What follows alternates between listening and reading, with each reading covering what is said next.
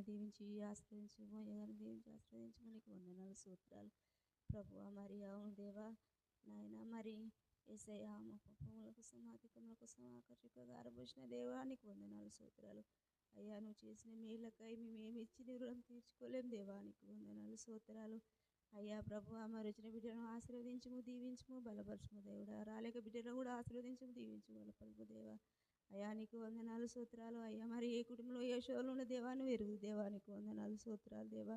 అయ్యా తండ్రి మరి ప్రభువా మరి కొరంతిలో ప్రభా మరి ఎరి దేవా చెప్పినాడు దేవా, నీకు వందనాలు స్తోత్రాలు మరి అయ్యా తండ్రి. మరి అయ్యా మరి బలహీన బిడ్డలు కూడా బలపరచు దేవా. మరి అయ్యా అనారోగ్యం ఉన్న బిడ్డలు కూడా ఒకసారి జ్ఞాపకం చేసుకో దేవా. అయ్యా నీకు వయసుల బిడ్డలు జ్ఞాపకం చేసే దేవా, క్షటి పిల్లల జ్ఞాపకం చేసుకో దేవా, నీకు వందనాలు స్తోత్రాలు అయ్యా. వచ్చిన బిడ్డలందరినీ దీవించి ఆశీర్వదించమని నాయన నా సమస్తం నీకు అప్పగించుకుంటూ నా కుటుంబాన్ని కూడా జ్ఞాపకం చేసుకోమని నన్ను నేను తగ్గించుకుంటూ నీ నామాన్ని హెచ్చుకుంటూ యేసు నామములో అడిగి వేడుకొని ప్రార్థిస్తున్నాను తండ్రి.